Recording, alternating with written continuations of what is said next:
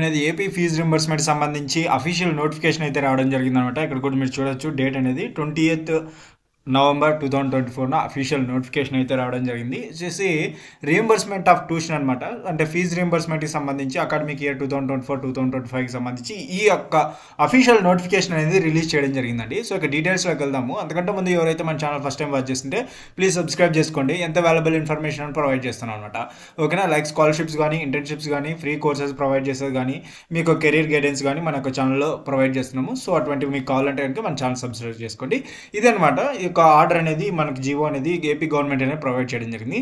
ఇక్కడ వచ్చేసి మనం ముఖ్యంగా చూసుకోవాల్సింది ఇక్కడ అనమాట. ఫస్ట్ పాయింట్ ఏంటంటే ఈ అకాడమిక్ ఇయర్ 2024-2025కి సంబంధించి రియంబర్స్మెంట్, ఆర్టీఎఫ్ అంటే reimbursement tuition fee reimbursement amount అనేది స్టూడెంట్స్ ఆల్ స్టూడెంట్స్ ఎక్సెప్ట్ అంటే ఎస్సీ స్టూడెంట్స్ మినహాయించి మిగతా వాళ్ళందరికీ వాళ్ళ ఆ కాలేజ్ అకౌంట్లోకి అమౌంట్ అనేది క్రియేట్ చేయడం జరుగుతుంది అనమాట.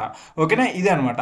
ఇది ఎవరు 2024-2025కి సంబంధించి అనమాట. ఇంకోటి సెకండ్ పాయింట్ ఏంటంటే 2025-2026 అకాడమిక్ ఇయర్కి సంబంధించి అంటే ఈ రాబోయే అకాడమిక్ ఇయర్ నుంచి ఫీజ్ రింబర్స్మెంట్ అనేది all students except SC student మినహాయించి వాళ్ళందరికీ డైరెక్ట్ కాలేజీలోకి అకౌంట్ అనేది క్రియేట్ చేయడం జరిగింది. కాకపోతే ఏంటంటే అప్పుడు మనకు ఫేషియల్ రికగ్నిషన్ అంటే ఫేషియల్ అంటే ఇప్పుడు మనకు బయోమెట్రిక్ వేస్తాం కదా కాలేజీలోకి వెళ్తే బయోమెట్రిక్.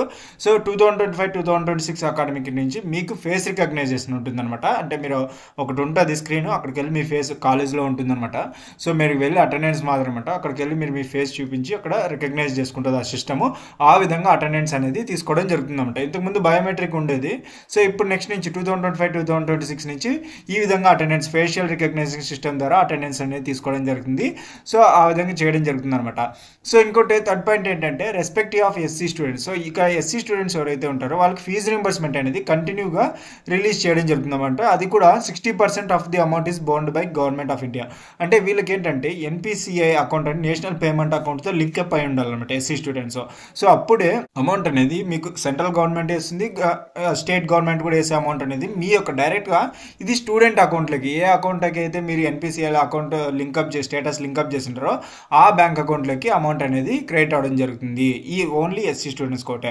ఇక్కడ మీకు డౌట్ రావచ్చు ఏంటంటే మరి ప్రీవియస్ అకాడమిక్ ఇయర్ మేము పే చేసాం కదా వాళ్ళకి అమౌంట్ ఎలాగా అండి, మేము ఆల్రెడీ 2023-24 అకాడమిక్లో మేము పే చేసాము, అంతకుముందు కూడా మేము పే చేసాము, మరి మా అమౌంట్ ఏంటంటే సో ఎవరైతే ఆల్రెడీ పే చేసింటారో మీకు ఇంతకుముందు అప్పుడు చదివే టైంలో మీరు ఏ అకౌంట్లోకి అయితే డబ్బులు పడుతున్నాయో సో ఆ అకౌంట్లోకి జాయింట్ అకౌంట్స్ కదా అప్పుడు మీకు మదర్ అకౌంట్ జాయింట్ అకౌంట్ ఏవో ఇచ్చారు కదా.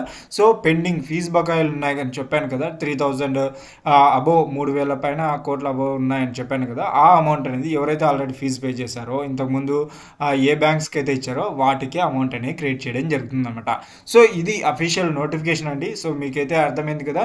సో నెక్స్ట్ వీడియోలో వచ్చేసి మనము 6 స్టెప్ వెరిఫికేషన్ అనేది వచ్చింది కదా, సో దాని గురించి డీటెయిల్ చెప్తాం. అదేవిధంగా ఏపీ స్టూడెంట్స్ తెలంగాణలో కానీ అదర్ స్టేట్స్లో కానీ చదువుతుంటే వాళ్ళు ఏ విధంగా అమౌంట్ అనేది క్రియేట్ అవుతుంది దాని గురించి కూడా. సో ఇటువంటి వాల్యుబుల్ ఇన్ఫర్మేషన్స్ మిస్ కాకుండా ఉంటే నా ఛానల్ని సబ్స్క్రైబ్ చేసుకోండి. మరి ఫ్రెండ్స్, ఈ వీడియో కనుక మీకు నచ్చినట్లయితే లైక్ చేయండి, షేర్ అండ్ సబ్స్క్రైబ్ చేయడం మాత్రం మర్చిపోకండి. Thanks to my viewers and subscribers. Thanking you.